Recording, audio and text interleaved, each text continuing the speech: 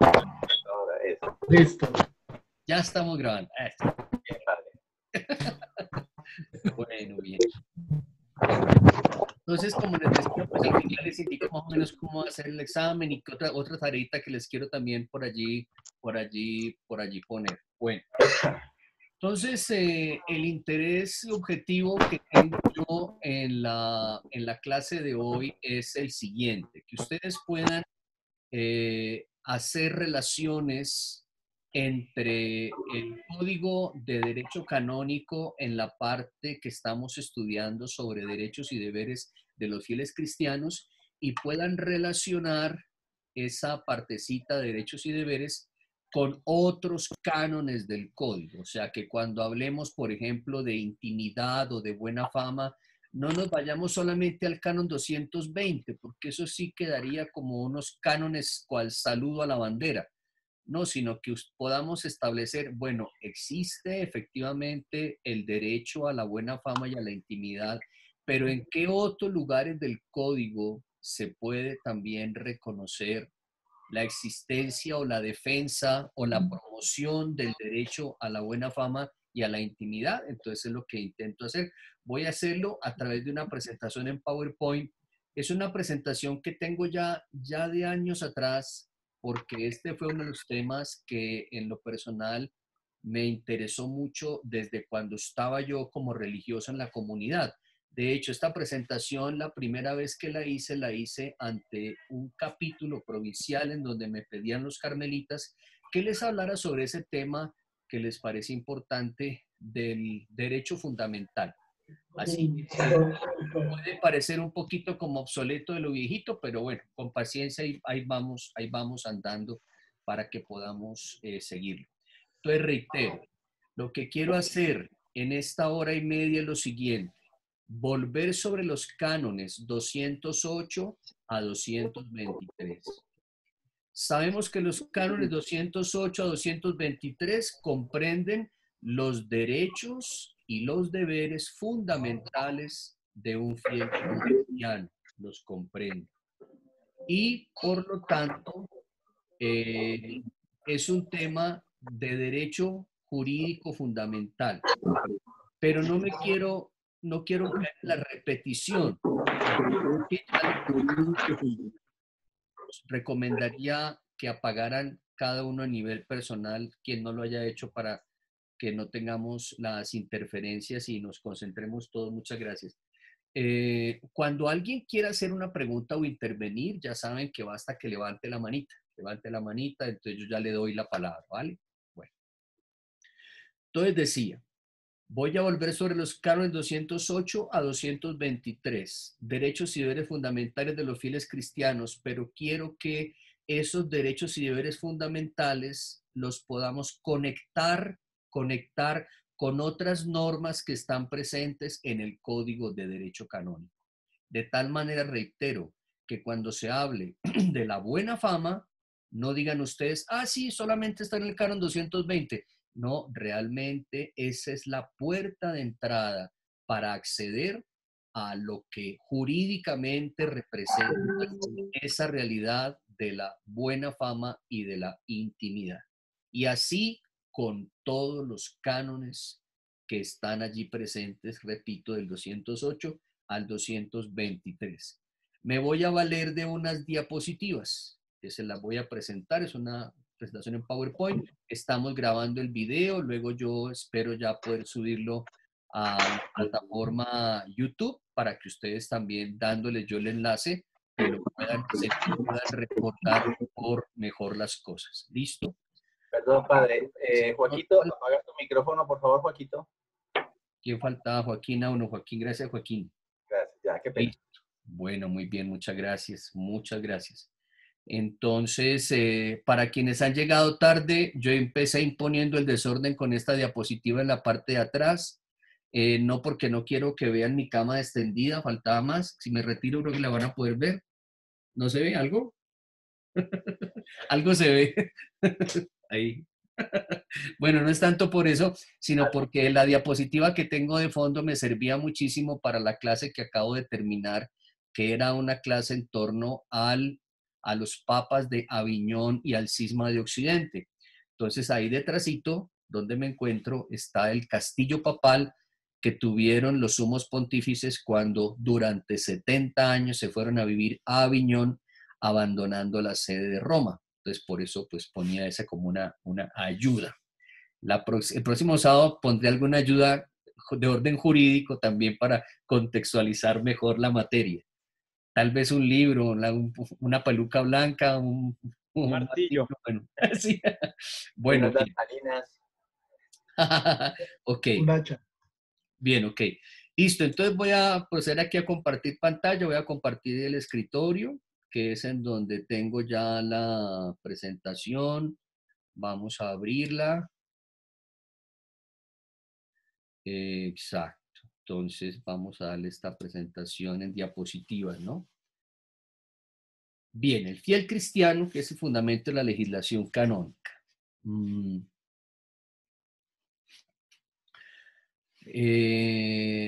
Recordemos que por medio del bautismo somos reconocidos como personas en la iglesia con unos derechos y unos deberes. Nos lo expresaba ya el libro número 1 por allá en el canon 94. Y por lo tanto decíamos que esa es en cierto sentido la categoría más elemental de todos los fieles en la iglesia. Todos los fieles, fieles cristianos, más allá de que dentro de la iglesia sigan el camino laical o el camino ministerial o el camino de la consagración, en general todos son fieles cristianos. La tarea que se va a seguir para ustedes o parte de la tareita que les pondré es que cada uno, luego dándole yo los cánones, digan, bueno, ya conozco lo que es el fiel cristiano, me quiero especializar en el fiel cristiano laico, o me quiero especializar en el fiel cristiano ministro, o me quiero especializar en el fiel cristiano consagrado o consagrada. Entonces yo les daré los cánones y ustedes los estudian, en una hojita hagan un pequeño resumencito de el fiel cristiano laico, el fiel cristiano clérigo, el fiel cristiano consagrado, y ténganlo a la mano porque en el momento menos pensado, pues yo preguntaré.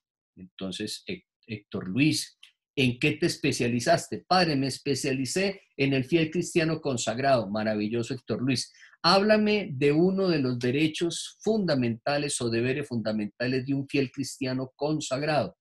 Entonces me podrá decir, bueno, padre, aquí yo encontré el fiel seguimiento de Jesucristo, o la vida espiritual, o la vida fraterna en comunidad. Puede expresármelo así. Otro podrá decirme, bueno, yo me especialicé en el fiel cristiano ministro. Perfecto, bueno, entonces, ¿qué encontraste? No, entonces el derecho a la incardinación, el derecho a tener un oficio eclesiástico, el derecho a una justa, ¿cómo se dice esto? Un justo auxilio de salud y de pensión en la vejez. Perfecto. Yo me especialicé en el fiel consagrado laico. Usted también, entonces cuénteme qué ha encontrado. Listo, entonces era un poco como una manera de empezar. Vamos pues al fiel cristiano. Bien. Entonces, empecemos recordando un canon que es canon inicial, canon 208, que cada uno pues lo nombró, le puso alguna especie de definición. Yo aquí lo llamo simplemente como el canon en torno a la igualdad entre los fieles, a una verdadera igualdad en la dignidad, en la acción, etcétera, etcétera. Usted tiene la norma ahí a la mano.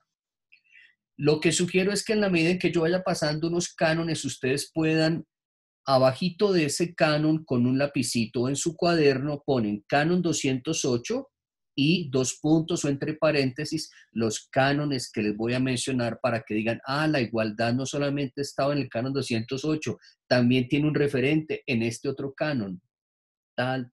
¿Listo? Bien.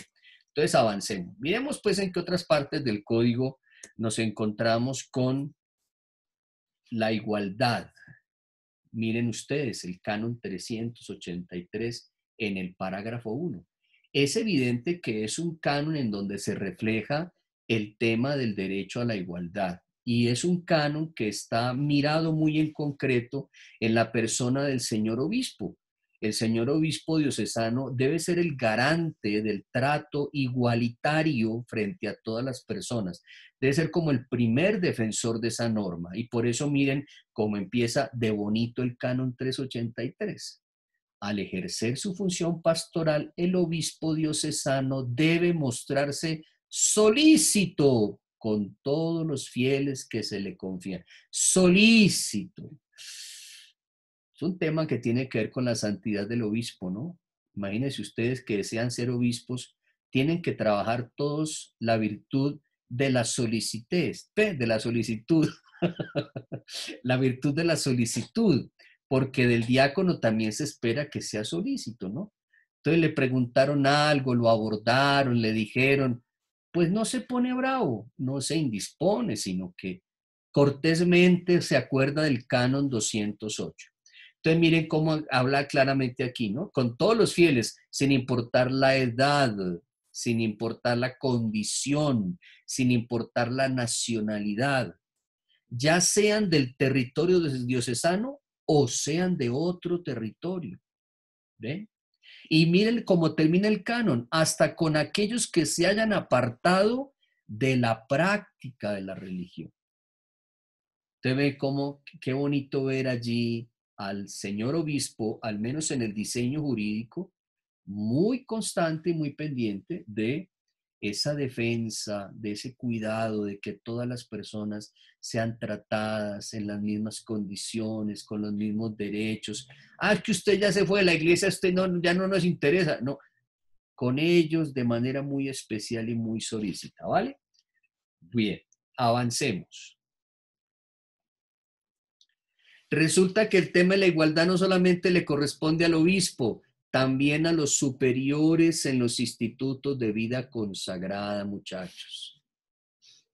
Superiores masculinos o superiores femeninos, porque esto vale también para la madre priora del monasterio de las Descalzas o de las Clarisas o de las Dominicas, de las que sea. Todos los que son superiores de institutos de vida consagrada, pues miren ahí cómo también a ellos se les encomienda el trato igualitario y respetuoso a todas las personas. Entonces miren acá, los superiores ejerzan con espíritu de servicio la potestad que ha recibido Dios por la iglesia. Bueno, muéstrense dóciles, dóciles, pongo el cursorcito aquí, dóciles a la voluntad de Dios. Gobiernen como a hijos de Dios a sus súbditos. Fomenten la obediencia voluntaria con respeto a la persona humana. Escúchenlos de buena gana. Fomenten sus iniciativas. Es decir, el superior que logra asumir el canon 618 es un santo superior. Es una persona que verdaderamente logra con su modo de ser atraer, comprometer, convencer. Si ven cómo no utiliza el canon ningún estilo de imperioso de ser, sino que por el contrario, como que enfatiza mucho el modo, la manera, porque en el modo y en la manera se está haciendo justicia al canon 208, que es del que estamos tratando. ¿Cómo les parece? Muy bueno, ¿cierto? Claro, hay que seguir así. Bien, miren también canon 517, aquí también se los voy a citar. Es un canon polémico, muchachos, hay que tener cuidado con él, porque este canon a veces es mal interpretado tanto, tanto restrictivamente como por exceso. Entonces, miren, resulta que al obispo diocesano le faltan ministros. Está aquí el señor obispo en Bogotá, o como de pronto con el de Villavicencio, que de una suspendió preventivamente a 16. Es decir, la escasez de sacerdotes allá debe ser tremenda. Entonces, ¿qué dice él? Que existe algo muy bonito, que falta el sacerdote, pero si falta el sacerdote, que no falte la cura pastoral. Aquí se los indico en este cursor. La cura pastoral de una parroquia, en el cuidado pastoral. No está el sacerdote. Entonces, ¿qué puede el obispo?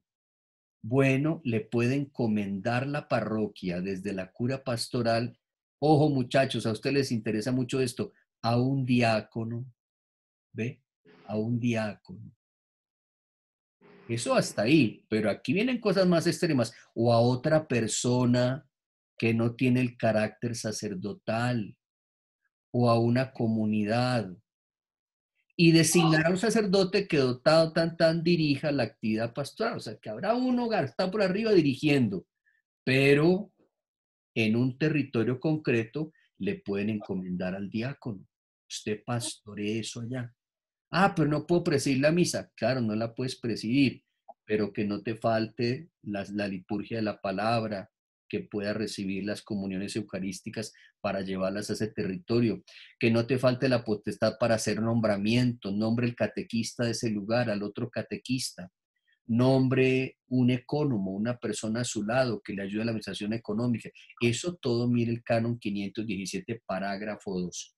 Como sobre eso hubo tantos excesos, entonces la iglesia también resolvió aclarar la norma en estos términos, porque algunos, aunque hubiese sacerdotes, empezaron algunos obispos modernos a nombrar laicos para dirigir comunidades a diestra y a siniestra. Caso tal como pasó en el famoso territorio de Sibundoy en el Ecuador. Entonces allá esa iglesia pues era una iglesia muy laical. No era tan importante el ministerio del sacerdote, sino lo que llamaba el obispo la ministerialidad del laico. Bien, bueno, avancemos.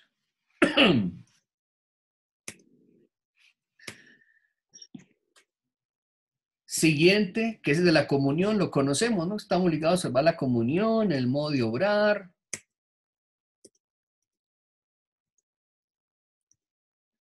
Que cumplamos con diligencia los deberes, respetamos en el tema de la comunión, que es uno de los derechos y de los deberes. Vamos a mirar en qué canon hay unas referencias en otros cánones al tema de la comunión. Bueno, les cito el canon 529. Muy bonito el canon. Y nos habla no solamente de esa comunión visible que es en la fe, que es en los sacramentos y que es en el régimen jerárquico, sino esa comunión que también es muy válida, la comunión persona a persona, y cómo el párroco es el primero que debe tener en sus manos la misión de generar esa comunión. Canon 529. Miren ahí cómo dice ustedes. Procure el párroco conocer a los fieles que se le encomiendan. Procure conocerlos. Y entonces viene una serie de sugerencias pastorales, ¿no? Porque no lo ordena, sino que lo hace la norma de un modo muy sugerente, y por eso me parece que es bonito como está redactado. Visitará a las familias, participará de las preocupaciones, las angustias, los dolores de los fieles.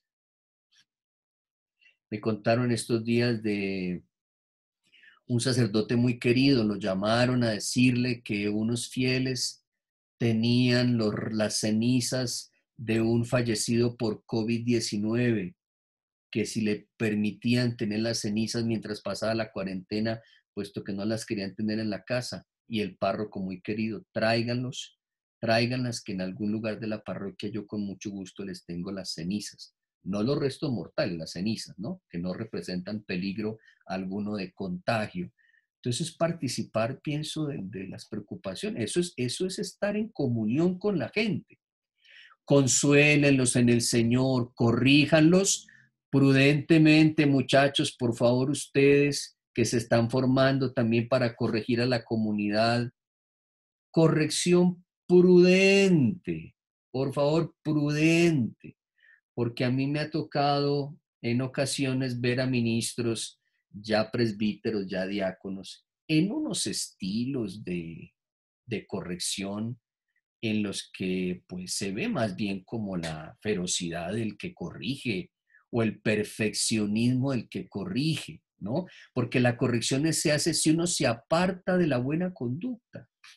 A veces hay minucias, entonces ¿por qué toca andar corrigiendo todas las minucias y todas las cosas? Es la corrección prudente, nos volvemos demasiado escrupulosos con todo y los escrúpulos, ya lo enseña la vida espiritual, es una falacia de la vida espiritual. Y creo que el Papa Francisco también en el inicio del pontificado habló de estos defectos de la vida espiritual. Bueno, bien, ¿qué más aparece aquí? Fortalezcanlos, sean solícitos en los sacramentos, dedíquense a los pobres, a los afligidos, a los que están solos, a los emigrantes.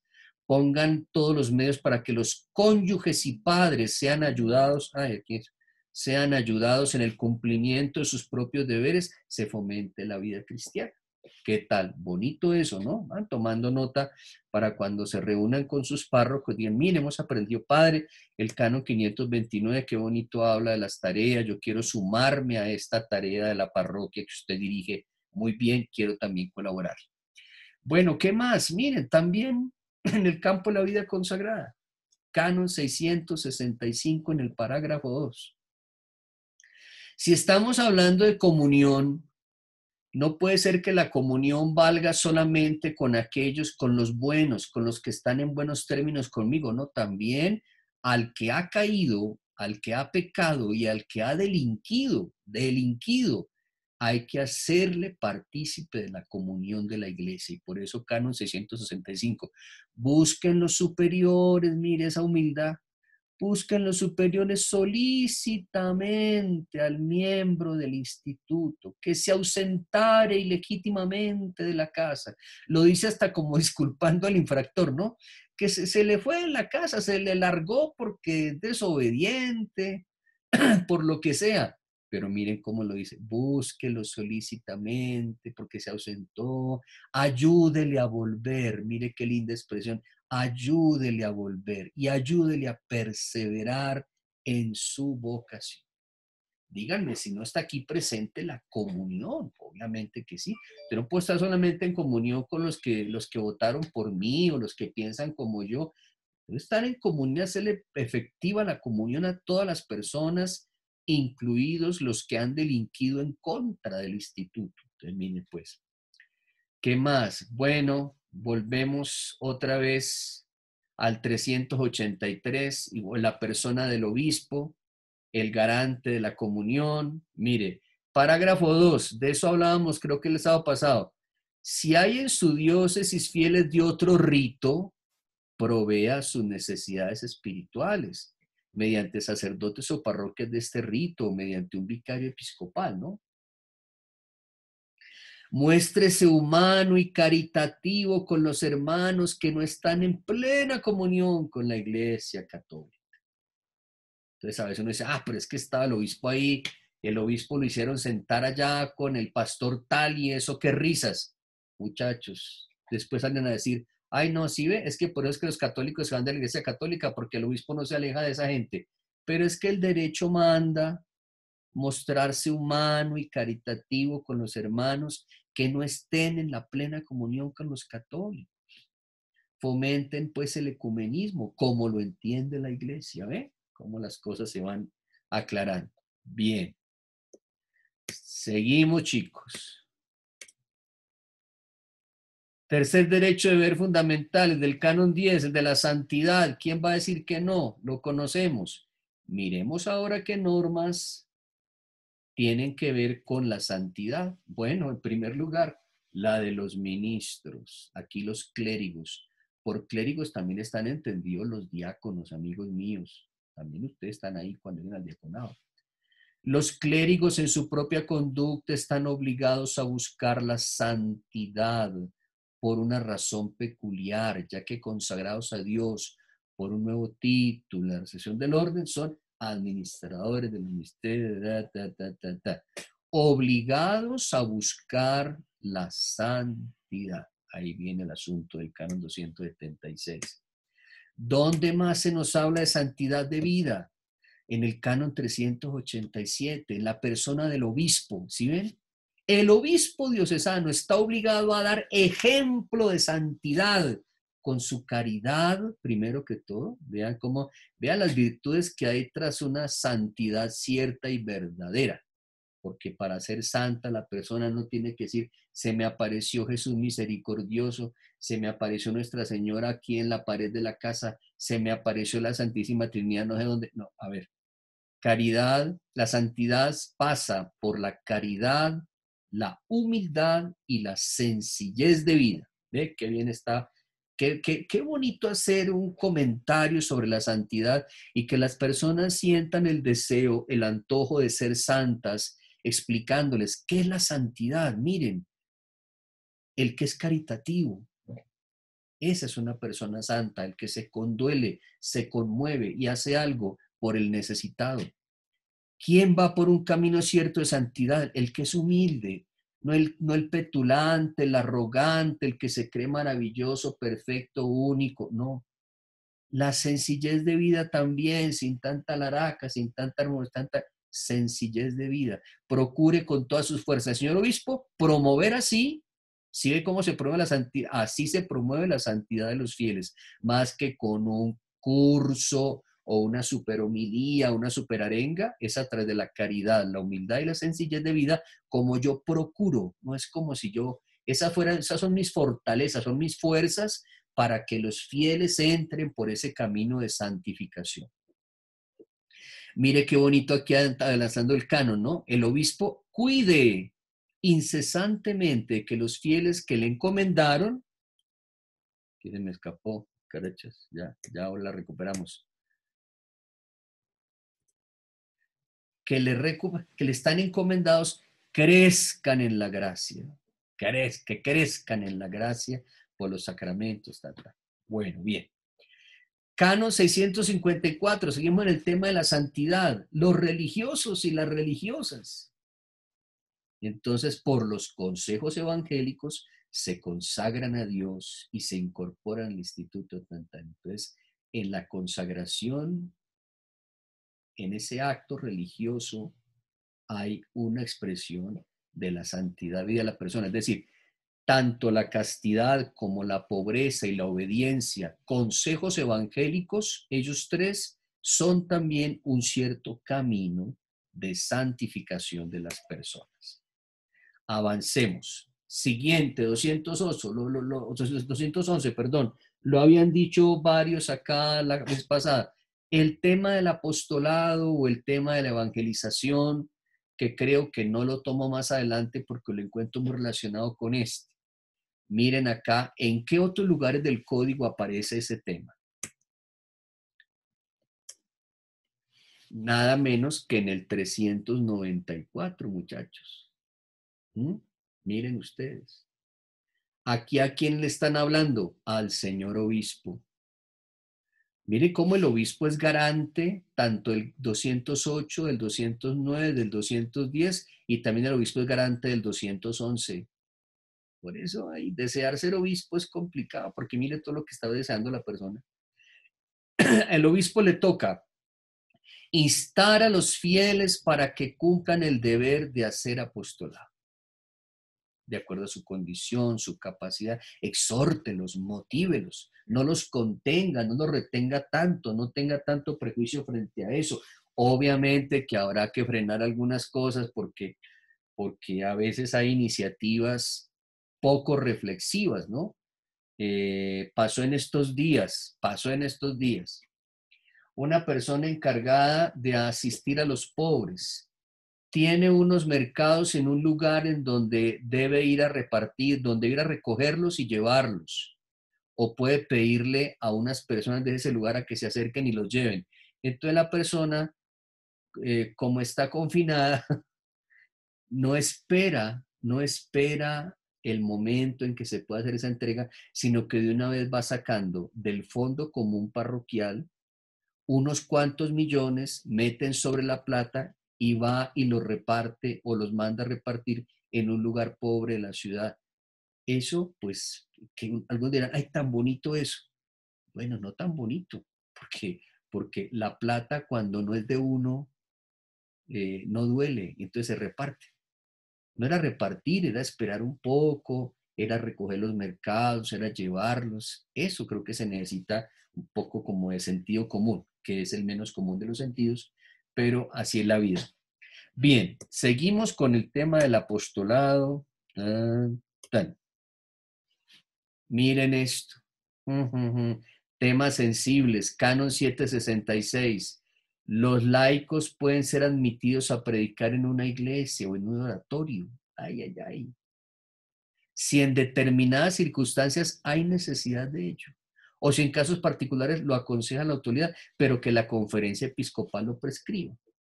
Aquí lo prohibieron, la conferencia episcopal. O sea, aquí dijeron, no, eso aquí no se puede usar.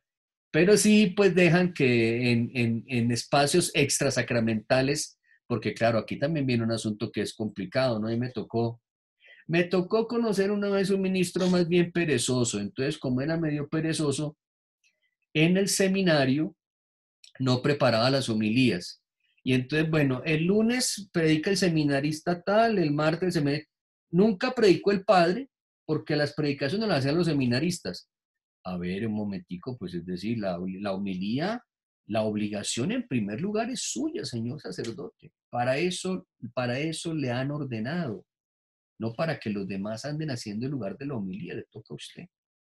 Y así, no obstante, pues que puedan predicar en iglesia o en oratorio, ya no en el contexto de la liturgia, sino en otros contextos formativos, ¿Por qué desapareció su compañera que estaba ahí en los museos vaticanos, Sergio?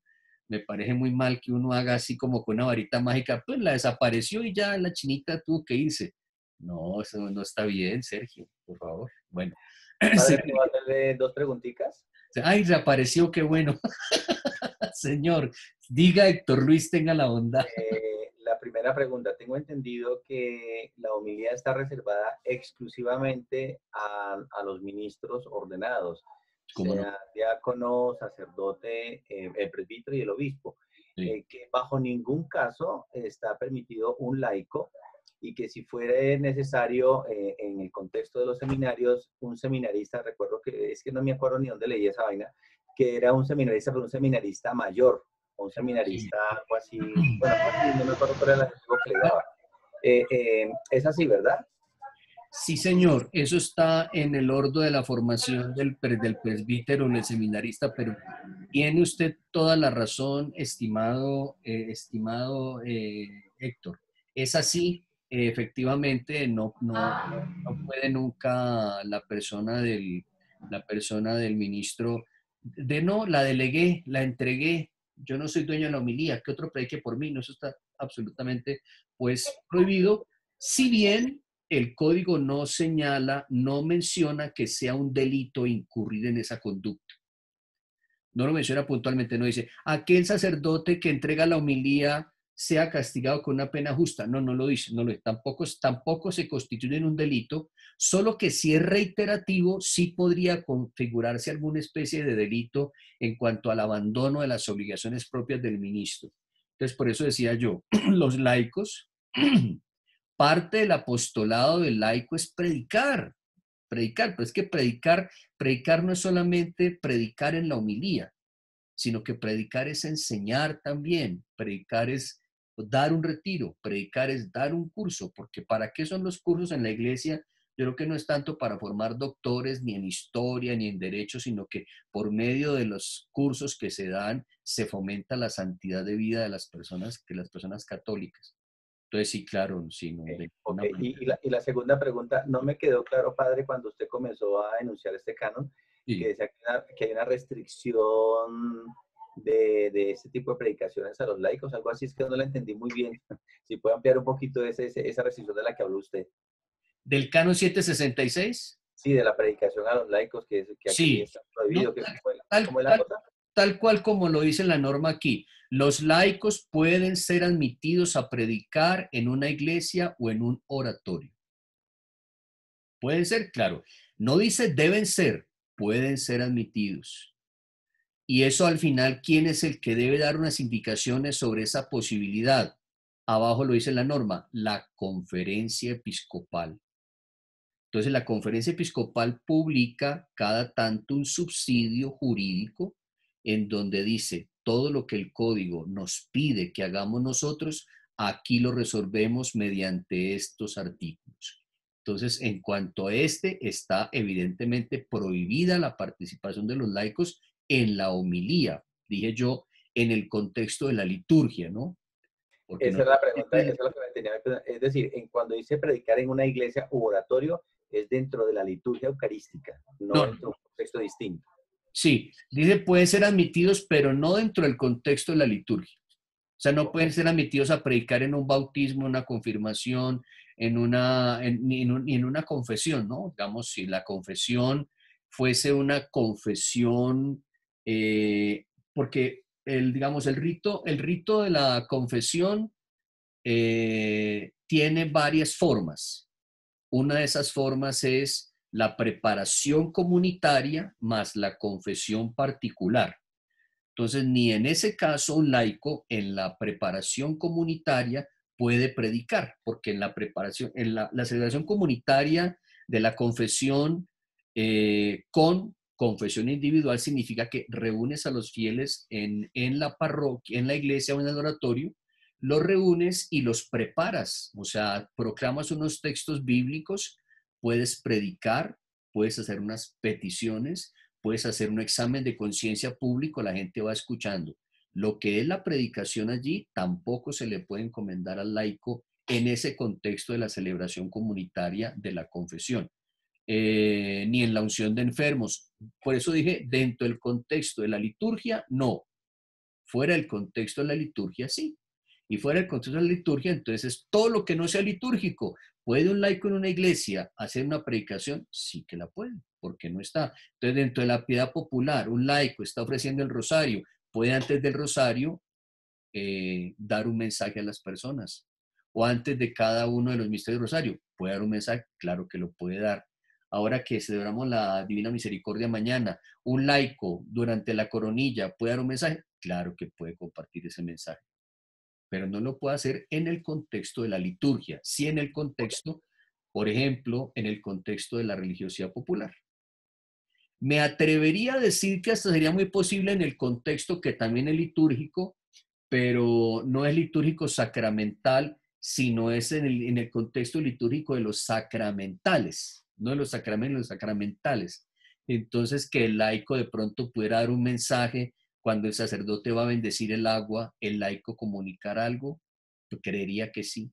Cuando se va a bendecir un edificio, un espacio, el laico podría predicar, sí, pero el sacerdote es el que bendice. ¿Ve?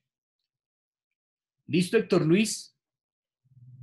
Allá lo interrumpieron, lo llamaron, venga a ver que ya está la sopa. Se fue. Este pregunta y se va. Bueno, Es que está malito, padre, está malito. ay, qué pecadito. Entonces está escorriendo al trono. Por que lo llamaron, le dijeron, vea, ya es la hora. Ay, ya volvió. Bueno, bien, seguimos. Canon 784. Aquí es el tema de los misioneros, ¿sí ven? El tema de los misioneros, sean clérigos o sean laicos, también pueden ser enviados a la obra misional, elegidos entre los autóctonos o no, clérigos seculares, consagrados, sociedad u otros fieles laicos aparecen aquí, ¿no? El territorio de misión es un territorio en donde puede tenerse una mayor libertad para mover a las personas y que asuman el apostolado. Bien, avanzamos. Este lo conocemos, la obediencia y también la opinión, así como esa opinión especializada, que es la opinión que proviene de aquellos que son competentes en alguna disciplina. Entonces, pues, ¿cómo no va a escuchar el obispo al contador? ¿Cómo no va a escuchar el obispo al abogado con especialización en derecho laboral? ¿Cómo no va a escuchar al canonista, al biblista, al monalista? Pues son especializados en eso. Entonces, de eso trata justamente este otro canon eh, sobre ahí lo estamos pasando todo, el derecho a manifestar a los pastores sus necesidades, lo sabemos. Está todo dentro del canon 212, también cuando hay la especialización y la competencia para opinar, también ese reconoce. Pero entonces vamos a mirar otros lugares en donde aparece eso de obedecer y opinar. Canon 384.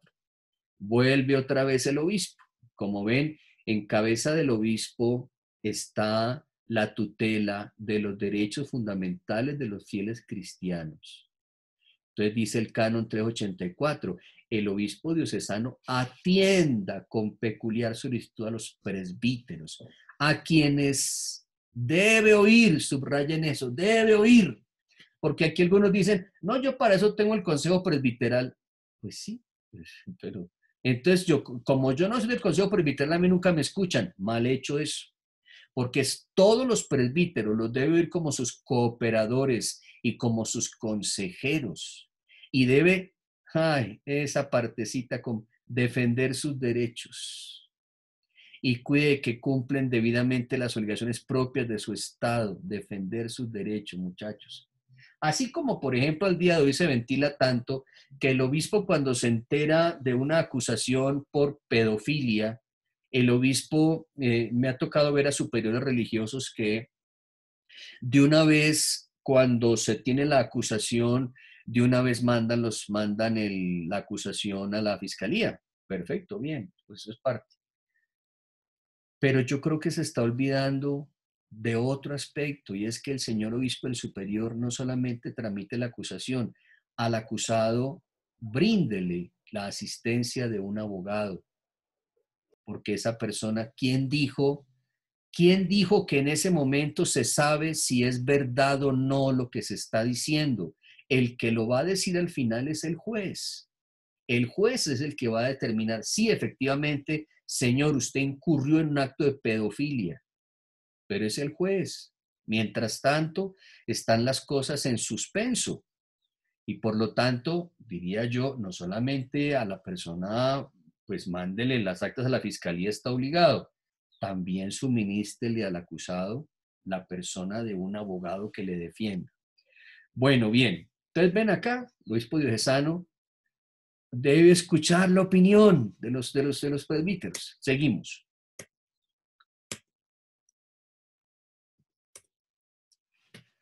En el caso de la vida consagrada, también está el tema de la obediencia y de la opinión.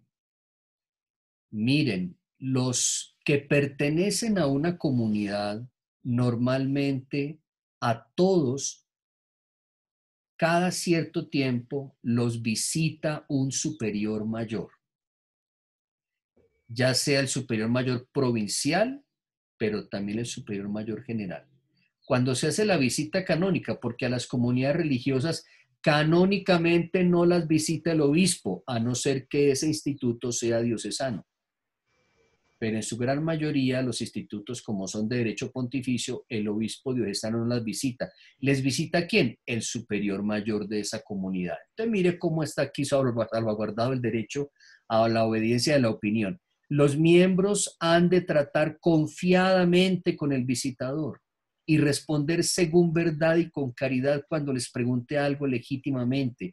A nadie se permite obstaculizar de cualquier modo que los miembros cumplan con esta obligación o impedir de otra manera la finalidad de la visita. Me tocó una vez que anunció una provincial la visita a una casa y cuando llegó encontró nada más a la superiora. ¿Dónde están las otras? No, yo las mandé de paseo porque es que querían salir. No, no es el momento para salir, es el momento para encontrarse con la superiora mayor y conocer. Quería tenerlas apartadas del contacto con la superiora para que no dieran quejas. Entonces ahí viene un asuntico en donde pues la norma intenta salir al paso. Miren, canon 678, los obispos y superiores intercambien pareceres al dirigir las obras de apostolado. ¿Ven cómo es importante opinar en ese mismo nivel? Seguimos. Sobre la palabra y los sacramentos. Allá está corriendo algo En una casa están corriendo algo allá. ¿Qué pasó allá? A ver, yo voy a revisar aquí lo están haciendo todos. Aquí ya voy corriendo. Bueno, ya veo, John está juicioso, Alejandro también, Marco Tulio también está juicioso, Eufrasio está tomando notas. Y aquí yo veo bien ahí una parejita de esposos ahí, tan, tan. Como hace poco celebramos cumpleaños, entonces estamos de mucha fiesta y mucha cosa, ya donde el Carlos, del tal Carlos. Su piñata y toda le hicieron al muchacho. Bueno, aquí también veo los otros ahí con sus audífonos. Bueno, bien, al Pedro, al otro, sí, exactamente. No, es Pedro y Diana separados, padre. Sí. Ay, sí, ala, qué cosa, ¿no? No, yo estaba reemplazando a Pedro antes, por eso es porque él estaba trabajando. Entonces, como somos una sola carne, aquí estaba yo dando el pechito. Me encanta esa forma de decirlo. Excelente. Así también pasa en la casa de la familia de María Teresa Arellano. Ella en un cuarto y él en el otro, durante la clase de historia. Pero no saben lo que pasa después. Entonces, Ah, eso pero mejor. pero nos imaginamos. O sea, Bueno, bien. Seguimos. Palabra y sacramentos. Canon 213, que decíamos que tienen derecho los fieles a la ayuda de esos bienes espirituales, en especial la palabra y los sacramentos. Ese es el tema fundamental aquí. Entonces, bueno, vamos a mirar entonces aquí alguna otra norma. Claro, esta está muy bien. Eso mismo que nos decía el canon 213, eso mismo aparece en el canon 843. Miren ustedes, los ministros sagrados no le pueden negar los sacramentos a quienes los pidan de modo oportuno, estén bien dispuestos y no les sea prohibido por el derecho recibirlos, ¿no? Realmente los canonistas, o bueno, los canonistas no, los que redactan aquí la norma, tienen una gran habilidad para redactar. Porque miren, en 4 renglones, cuánta sustancia y doctrina hay aquí. Vean, no se puede negar. ¿Cuándo? 1, cuando están bien dispuestas las personas, porque puede que no esté bien dispuesto, puede que no pueda recibir la comunión, puede que ha perdido el grado de conciencia para identificar el sacramento, puede que haya perdido la capacidad gestual, la capacidad de consumir un alimento, lo ha perdido. Padre, tengo una pregunta. Sí, Diana. Padre, en este problema que estamos ahora con el COVID, y si mañana tengo la oportunidad de ir a la misa con el Padre, Sí. ¿yo le puedo pedir los santos óleos? Sí, claro, porque nos encontramos todos en situación de peligro de muerte. Evidentemente él le preguntará, ¿no? Le preguntará sobre su estado de salud, porque pienso que quienes merecerían los santos óleos en primer lugar son los que tengan el COVID, lo tengan, y dentro de la categoría de los que tienen el COVID, los que lo tienen de modo grave.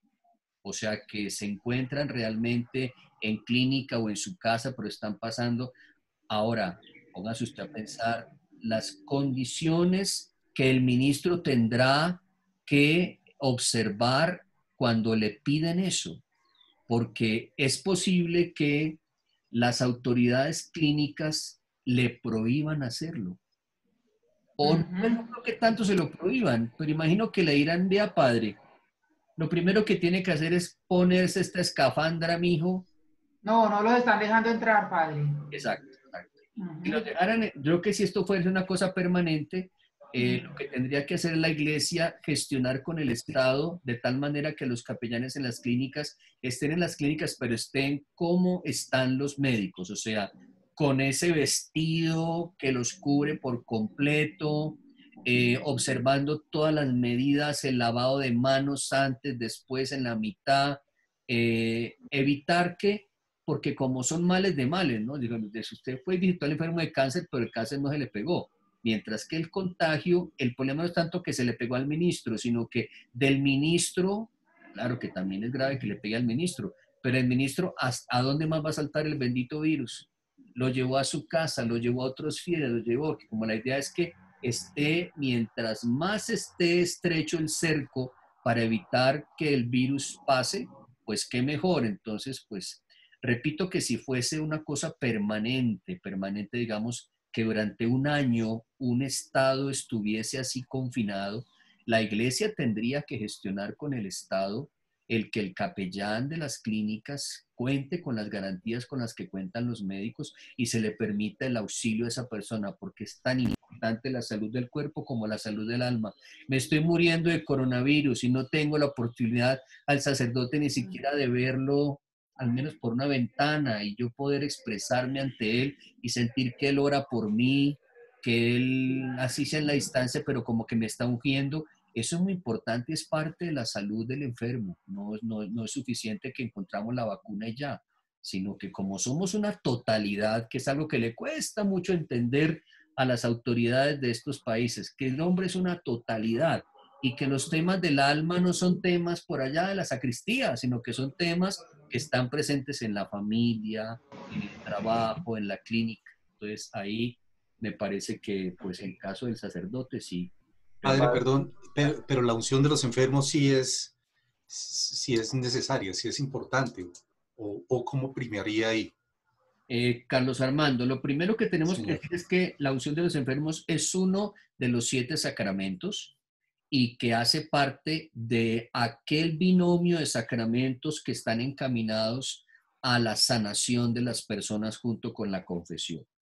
Entonces, a través de la unción de los enfermos, no solamente la iglesia expresa que el Señor Jesucristo se acerca al enfermo, sino que también el Señor Jesucristo anima al enfermo, le dirige una palabra para que el enfermo se anime, ¿cierto? Porque el reanimarme ayuda mucho, es un buen contexto para la sanación, comillas, física, ¿no?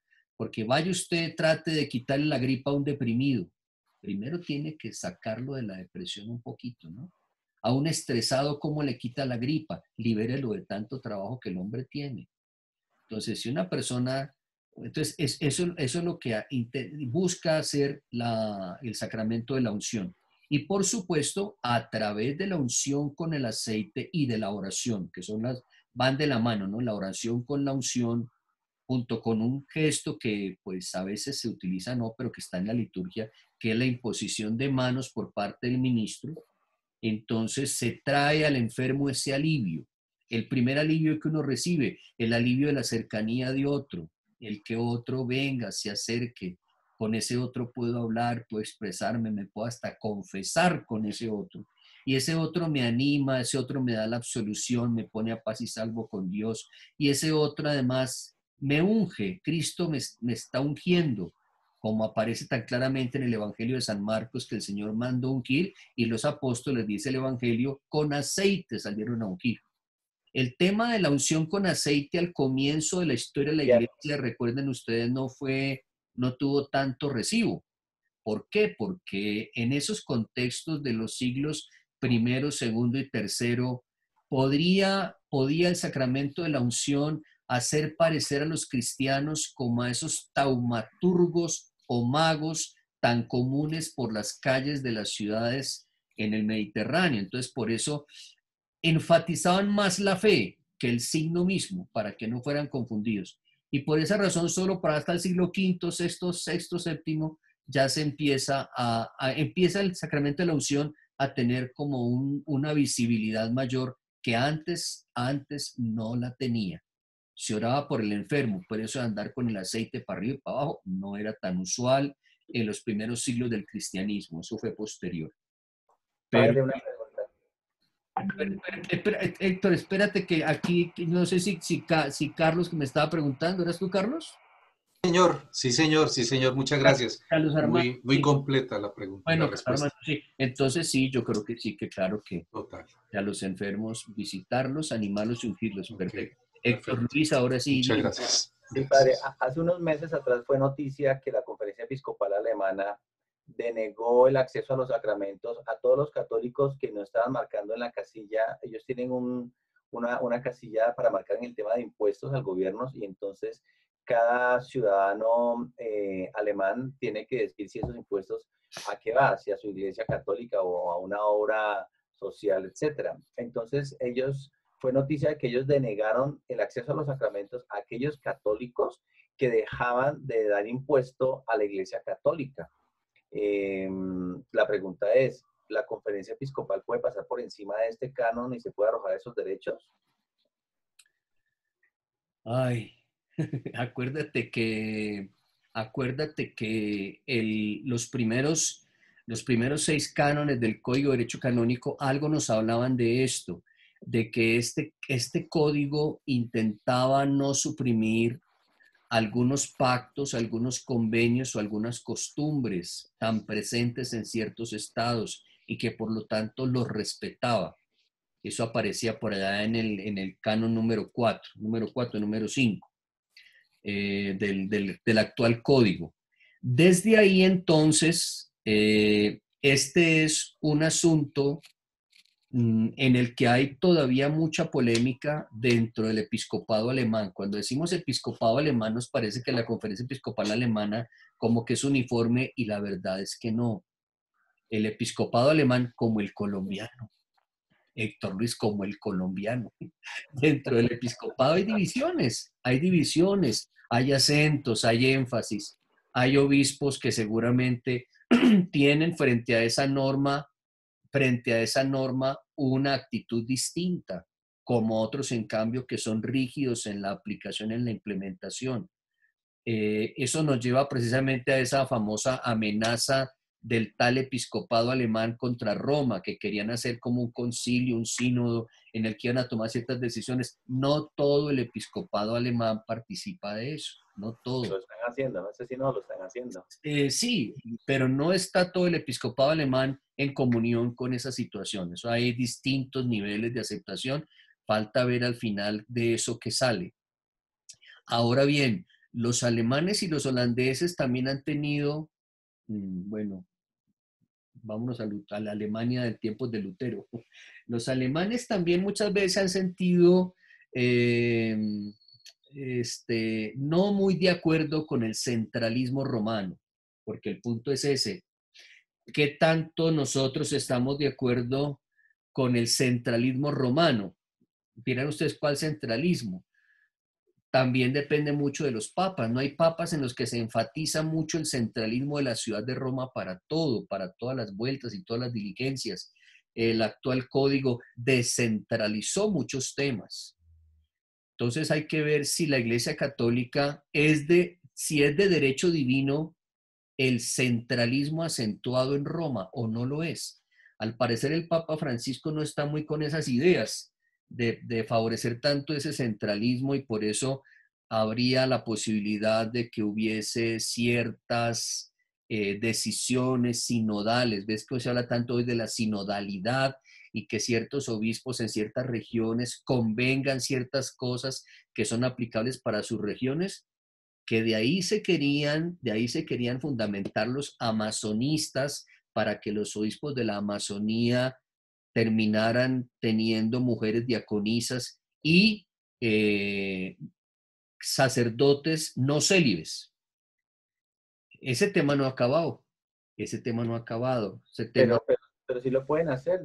Digamos, la conferencia episcopal tiene la potestad entonces de pasar por encima de este canon y negarle los sacramentos a los católicos que ya no van a seguir ofrendando impuestos a la iglesia. ¿Sí lo pueden hacer? Legalmente hablando, jurídicamente, canónicamente hablando.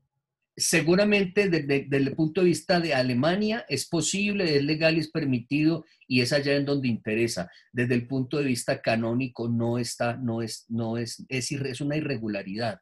Es una irregularidad. Y es una irregularidad frente a la cual, repito, pues debería hacerse, ¿qué se debería hacer frente a ello? Que se pacte un concordato nuevo entre la Iglesia y el Estado alemán, o los estados alemanes, ¿no? Ustedes saben que Alemania en su gobierno es una federación también, entonces Los estados tienen su independencia, no son equiparables al departamento de Cundinamarca con el de Boyacá nunca, sino que tienen una mayor autonomía. Entonces, habría que ver si es posible un nuevo convenio, un nuevo acuerdo. Entiendo además que de esas ayudas la Iglesia alemana es especialmente generosa con el resto del mundo y que si quieren que haya un católico alemán que se distinga por ser católico alemán es por su generosidad. De ahí que usted, cuando está en una situación de mucha pobreza, escriba a organizaciones alemanas como Adveniat para que le faciliten recursos, porque tienen posibilidad de hacerlo, ¿no? Pero desde el punto de vista, y me preguntas a mí, eminentemente jurídico, yo estoy en un total desacuerdo con que en Alemania esas cosas sucedan. ¿Quiénes se quejan hoy de eso? Antes nadie se quejaba. ¿Por qué nos estamos quejando hoy? Porque hoy en día hay mucha movilidad en el mundo. Entonces llegan a Alemania personas que no son alemanas, se instalan ahí. Y entonces no han sido formadas en ese tema de la comunión económica. Entonces, no, yo no puedo permitir eso. Bueno, entonces la iglesia del Señor, ya que usted no ayuda, pues nosotros en este momento, no lo podemos escribir en la parroquia como nuestros parroquianos, porque allá también tienen que hacer unos informes fiscales. Es que eso es un convenio entre Estado e iglesia. Entonces son los informes fiscales por los cuales, si la persona dona a la iglesia, es exonerada de la donación de otros impuestos al Estado, ¿ves?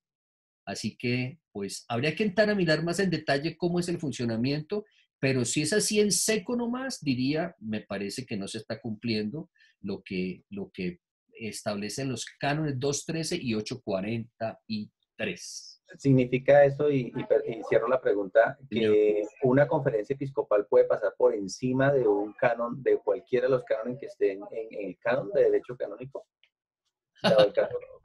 ¿Tiene la autoridad para hacerlo? No la tendría. De ninguna manera puede estar la conferencia episcopal por encima del derecho canónico, no la tendría.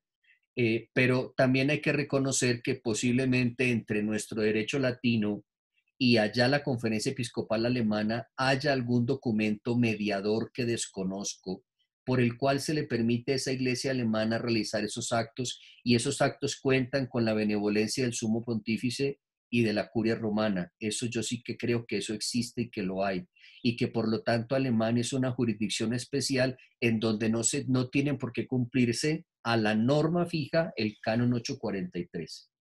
Sobre eso hay muchos casos a la hora de manejar las normas, ¿no? Ponte tú a pensar, Héctor Luis, el nombramiento, cosas más graves, el nombramiento de obispos en la China. Nombramiento de obispos en la China no los nombra el Papa, los nombra el gobierno chino. Entonces, ¿esta qué conferencia es? Entonces, eso está, claro que también hay una irregularidad. Irregularidades ha habido varias a lo largo de la historia de la Iglesia. Entonces, pues, digo yo que es muy factible que exista algún instrumento jurídico entre esta norma y esa conferencia. ¿Listo? Ok, padre, gracias. Bueno, Héctor Luis, muy bien, perfecto. Entonces, bien, canon 843, miren pues los requisitos para acceder a los sacramentos. Pedirlos en modo oportuno, ¿no? Modo oportuno. Llego a la 1 de la mañana para que el sacerdote me celebre una misa, difícil. Esté bien dispuesta la persona, salud física y mentalmente, y el derecho no se lo prohíba. No vaya y sea que la persona esté excomulgada o en algún entredicho o con alguna sanción en la disciplina eclesiástica. Eso está claro allí. Bien, avancemos. Sobre lo mismo, miren ustedes, canon 848. Fuera de las oblaciones determinadas por la autoridad competente, sea la conferencia episcopal, sea la diócesis, el ministro no debe pedir nada por la administración de los sacramentos. Y ha de procurar siempre que los necesitados no queden privados de la ayuda de los sacramentos por razón de su pobreza. Ven claramente la norma, ¿no? Entonces, pues, entiende por oblaciones determinadas. En cada misa, digamos que hay 2 oblaciones. La primera, cuando se solicita que la misa sea ofrecida por alguna intención particular. Esa es una oblación que la establece el señor obispo. El decreto se debe publicar en el despacho de la parroquia de tal manera que cuando la persona se acerque y diga, ¿qué debo ofrecer? Porque ahí se hacen unas preguntas realmente muy malas, ¿no? Y feas. ¿Cuánto me cobran por una misa para tal día? No, ¿cuánto me cobran? Uno lo que debería hacer, enseñamos a las personas a decir, mire, ¿qué debo ofrecer? ¿Qué debo ofrecer por una Eucaristía que quiero sea ofrecida por el alma de mi padre, por la sanación de un familiar? ¿Qué debo ofrecer? Es lo mejor. No sé cuánto tengo que pagar, cuánto me cobran, dónde consigno, cuál es la cuenta. Y la segunda oblación en la misa es la oblación voluntaria que se pide cuando se hacen las ofrendas, que pasan las personas, los limosneros pasan pidiendo la famosa limosna, que esa nunca es obligada, es absolutamente libre, quien la quiere, quien la da, quien no, aunque hay que generar conciencia del sentido de pertenencia a la parroquia y de ayudar a esa institución donde me están pidiendo que colabore, que no se sostiene sola. Ahora que transmitimos la misa por Facebook de la parroquia a nuestros parroquianos, ahí es donde las personas que me ayudaron me decían, padre, realmente hacer una misa no es cualquier cosa. Eso requiere muchos elementos. Mira aquí cómo tuvimos que pensar en temas como la luz, en temas como internet. El solo tema de tener un espacio para la misa, sin que me cobren por ese espacio, por usarlo, porque vaya usted y diga que va a ser el cumpleaños del niño de 7 en algún McDonald's. No le dicen, ay, sí, tranquilo, pase, qué tan rico. Ah, no, mire, la sala vale tanto, la servilleta, el cubierto, el helado, todo le van detallando, mijo, nada le regalan. Mientras que en la celebración de la Eucaristía, lo que debe imperar, me parece, es la gratuidad del sacramento. Y parte de esa gratuidad es que la iglesia está abierta y no hay una cajera a la entrada cobrándome por entrar, sino esta iglesia y yo puedo ingresar. Y hay sillas y me puedo sentar. No hay nadie que me dice, deme el ticket para que se puede sentar. No, la iglesia está abierta, la persona puede entrar. Hay iluminación y puedo ver. Hay buen sonido, puedo escuchar. Ve todos los elementos que hay tras una celebración de una misa. Y en todos ellos lo que se impone es eso, como la gratuidad. Por eso cuando pasa uno a pedir la limosna, pues colaboren un poquito con esto que estamos haciendo, que es un servicio en el que se promueven valores para la comunidad. ¿Para qué abrimos la iglesia? Para que recordemos que tenemos que ser compasivos, que tenemos que ser solidarios. Si la sociedad no tuviera espacios como son las iglesias, imagínense el tipo de personas que se formarían en estas sociedades. Personas encerradas, egoístas, pensando solo en ellas. Menos mal que existen los espacios eclesiales, donde las personas les abrimos o nos abrimos entre todos los ojos para ver la importancia social de la compasión, de la solidaridad, la importancia del alma, la comprensión integral de las personas. Tú también eres alma, tú también eres espíritu, eso reconócelo al menos aquí. Y por lo tanto, eleva una plegaria a Dios nuestro Padre, porque es nuestro Padre. En fin, todas esas cosas están aquí comprendidas en el acceso a la palabra y a los sacramentos. Canon 771. Mire otra vez. En la persona del obispo reside también este canon en cabeza de él. Muéstrense solícitos los pastores de almas, especialmente los obispos y los párrocos, de que la palabra se anuncie también a aquellos fieles que por sus condiciones de vida no gozan de la cura pastoral común y ordinaria o carezcan totalmente de ella. Entonces aquí procuramos los sacerdotes, al menos el arciprestazgo nuestro, procuramos, nadie viene a nuestras iglesias, entonces ¿qué? Pues hay que buscar la manera de llegar. Yo procuro grabar cada mañana un audio haciendo con los fieles un acto de 10 minutos que llamo yo comunión espiritual en 10 minutos. Entonces lo que hago primero es entregar el alimento de la palabra de Dios meditada, digerida, anunciada, oración y acto de comunión espiritual, bendición. Toca 10 minutos. Y hay que ver cómo las personas con mucho cariño agradecen que se hace el Padre presente. ¿Por qué? Pues que es un deber mío. Debo mostrarme solícito para que la palabra se anuncie a aquellos que no pueden venir hoy a las iglesias. Me toca anunciárselas, metérmeles por donde sea, en este caso, las redes sociales. Avancemos. Lo mismo, Canon 771, bueno, que también el mensaje llegue a los no creyentes del territorio, puesto que también a estos debe alcanzar la cura de almas. Y ahí sí que se necesita, mi hijo, es una paciencia, porque vaya usted a que lo dejen a usted ingresar a uno de estos conjuntos de por aquí del sector Ave María, por Dios. No, que la señora no está, no puede pasar, pero lo están esperando. ¿Quién es usted? Espere, lo anuncio. Es una cantidad de solemnidades que, claro, uno entiende por la seguridad, es así. Pero hoy en día no es que, ay, el que va y visita a las familias. Sí, eso suena tan bonito, visita a las familias, pero mire, entre salir de la casa cural y entrar a otra casa, eso hay que mediar una serie de cosas para que usted finalmente pueda pasar y pueda tener el acceso. Bien. Espere que yo aquí creo que me estaba faltando a una 771. Sí. No. Ya aquí ya la cosa. Tan. Bueno, el tema de la espiritualidad, pues creo que no. Derecho a tributar, la hemos visto la vez pasada, ¿no? Culto a Dios según las normas del propio rito. Ahí les haré una pregunta más adelante en las cuales diré, oiga, ¿cuáles son las iglesias que siendo católicas no son latinas? ¿Y y qué leyes rigen sobre esas iglesias? Ustedes ya me responderán. Bueno, no avanzó nada más el examen.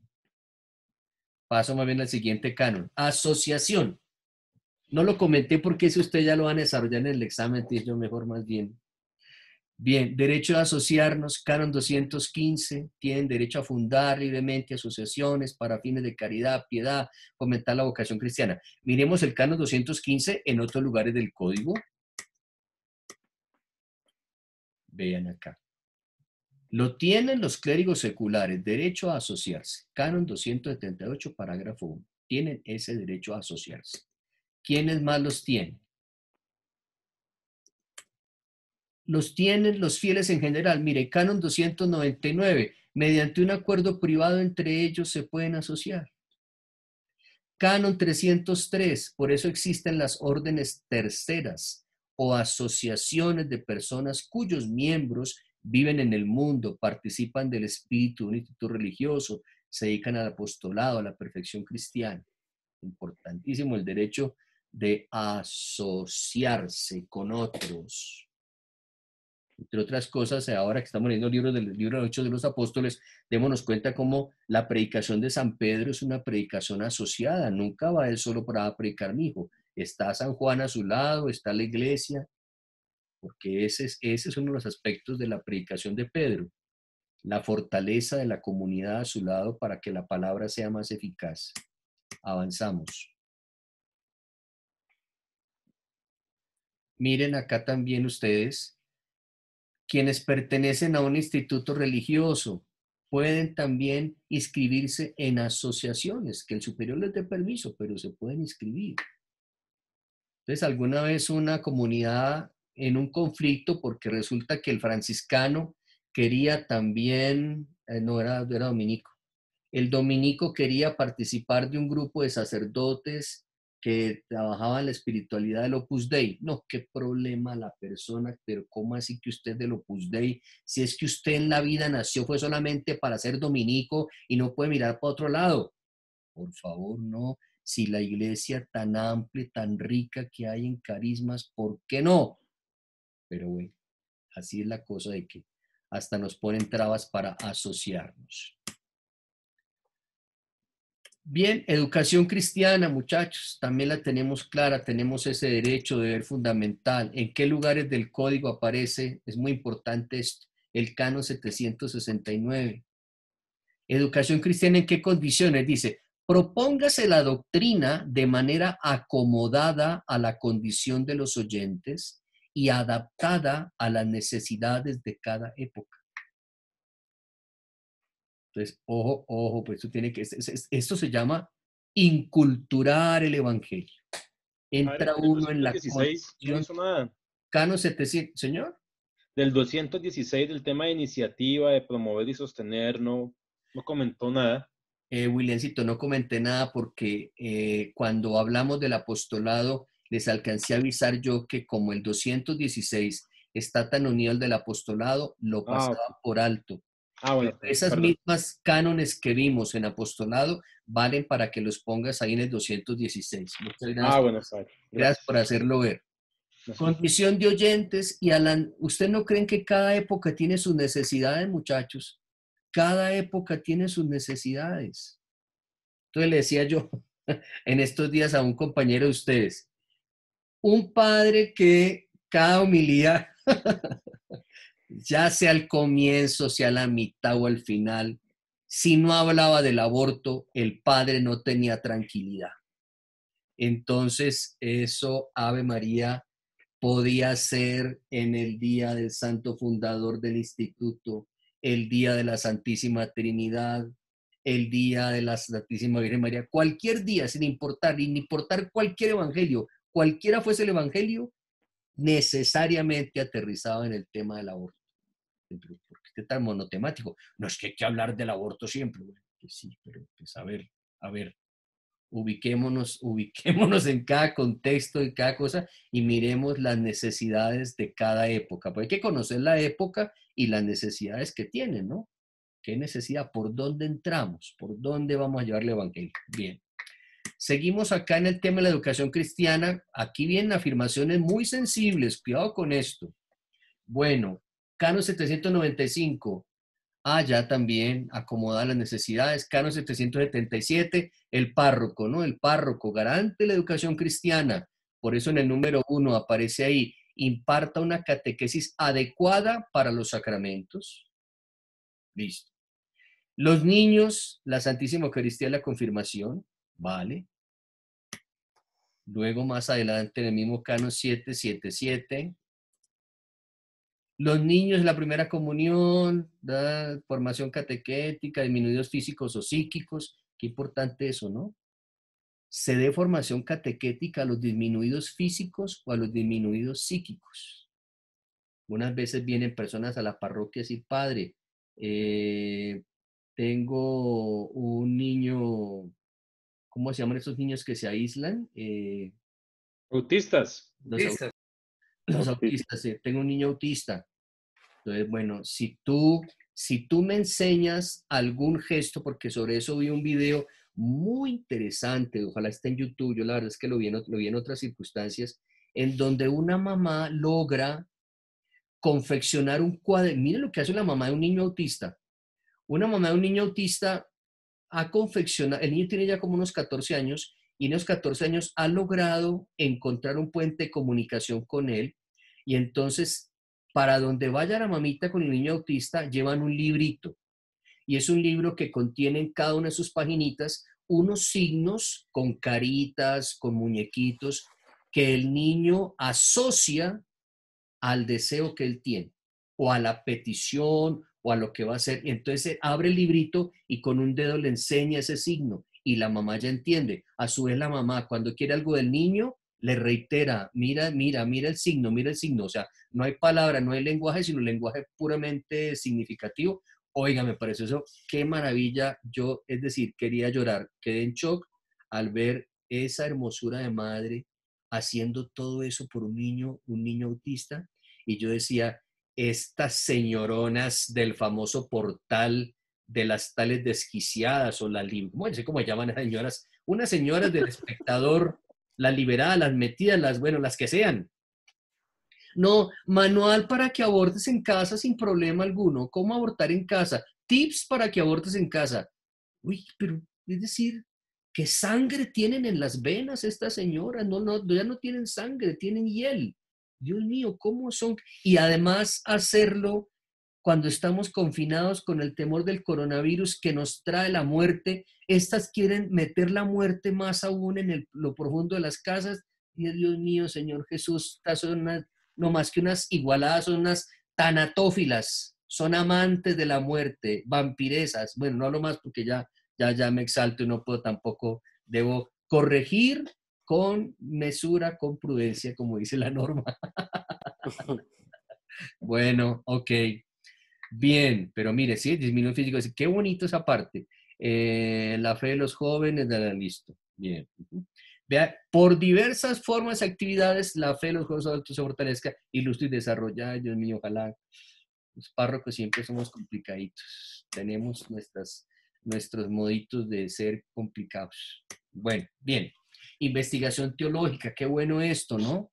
Las personas que sigan las ciencias sagradas gozan de una justa libertad para investigar, así como para manifestar prudentemente su opinión sobre todo aquello. Pienso que, entonces, eso es libertad para investigar, ¿no? Importante ese punto, investigar. Vamos a ver qué hay detrás de una investigación teológica. Miremosle lugares paralelos en el código. Vean esto, Canon 748, es un texto magistral del Concilio Vaticano II. No tengo ahorita aquí porque repito que en algún momento presté mi concilio y bueno, adiós, adiós, adiós el amigo. Bueno, entonces acá, Canon 748, todas las personas están obligadas a buscar la verdad en aquello que se refiere a Dios y a su iglesia, y una vez conocida por ley divina tiene el deber y derecho de abrazarla y de observarla. Muy bien, eso me parece excelente. Uno no vino a la vida a sumergirse en el océano de la mentira. Usted está aquí para conocer la verdad y está obligado a buscar la verdad, a no morirse engañado o a morirse en la falacia. Vino a buscar la verdad en esta vida. ¿Ya la encontró? Entonces viene acá la cosa de que esto mismo se dice acá en estos términos. Ups. A nadie le es lícito jamás coaccionar a los hombres a abrazar la fe católica contra su propia conciencia. Cuidado, chicos, con eso. A nadie se le puede coaccionar a la fe católica, que se necesita el ejercicio de la libertad. Bien, otras normas, Canon 7386, 2... Me voy a poner una camisa. Señor. Bueno, laicos que se distingan por su ciencia, prudencia, integridad, tienen capacidad para ayudar como peritos y consejeros a los pastores de la iglesia, también formando parte de consejos conforme a la norma del derecho. Bueno, todo eso está unido pues a la investigación teológica, a la sed y el deseo de conocer. Bueno, Canon 219, libertad. Yo creo que tendré que dejar aquí y por lo tanto no les puedo dejar la tarea porque la tarea suponía, pero se la voy a dejar de la siguiente manera. Cierro aquí mi presentación, chicos. Quedamos en el Canon 219 por verlo. Ahí para esta clase. Cierro esta presentación. Disminuyo aquí. Porque entonces... al menos... La risa maquiavélica del padre asusta. Vean, chicos, al menos... Ustedes que vamos a hacer lo siguiente. Ojalá el viernes en la tarde, no antes. Ustedes en un audio que me van a mandar a mí, a mi WhatsApp, no lo manden al WhatsApp de la clase, sino a mí, al personal me lo mandan. En un audio que yo creo que eso, pues, 3 minutos, van a responderme estas 2 preguntas. 3 minutos suficiente, ¿no? Máximo 5, pero más allá de 5 sí ya pues ni lo escucho. Entre 3 y 5. Por eso sugiero que escriban las respuestas y más bien las lean, las graben leyéndolas. Entonces, primera pregunta. ¿Cuáles son las iglesias católicas no latinas y con qué leyes eclesiásticas se rigen? Lo más demorado es decir cuáles son esas no latinas. Ahí le pueden salir unas 10. Usted diga, mire esta, perfecto. No me va a poner aquí que el camino neocatecumenal o que la renovación carismática, que la Legión de María, que no, eso no. O sea, iglesias católicas no latinas. Y obvio, no me ponga que el rito ambrosiano no es latino. Pues el rito ambrosiano latino es. El galicano latino, el toledano latino, de eso no me refiero, sino iglesias católicas no latinas. La clave puede ser orientales. ¿Y con qué leyes se rigen? Listo. Y segundo, también está muy bonita para que ustedes apliquen como deben aplicar el canon 125. A ver acá si lo ubico yo también. Canon 125, que lo estudiamos alguna vez, perdón, miento, Canon 124, aquí se los pongo, Canon 124, que lo estudiamos en un audio. Entonces, ¿en qué condiciones la ordenación diaconal es un acto jurídico? Échale cabeza, hermano, échale cabeza, lea ese canon bien y luego usted me lo aplica a la ordenación diaconal. Bueno, entonces mire, si ese día de la ordenación diaconal tiene que haber, porque es en el día de la ordenación, porque la ordenación, ese sacramento es un acto jurídico también. Entonces, bueno, mire, ahí padre tiene que estar, ese día de la ordenación tiene que estar A, B, C. Perfecto, y gana usted, mejor dicho, saca espero 5.000. Muy bien, muchachos. Bueno, ¿no hay de qué? Usted no estoy hablando. Cerramos acá. Bueno, aquí reduzcamos un poquito. Si captaron, pueden tomarle fotico si quieren, aunque pues, porque mientras subo el video y todo eso. Listo, padre, ya quedó. ¿Cuándo es que se debe enviar, padre? Qué pena la pregunta. El viernes esta tarde, que ya tengo tiempito. Es que esta semana me toca también unas horas de clase con la Javeriana. Entonces voy a estar acá también, me toca buscarme un asiento más cómodo porque estoy sentado como en un...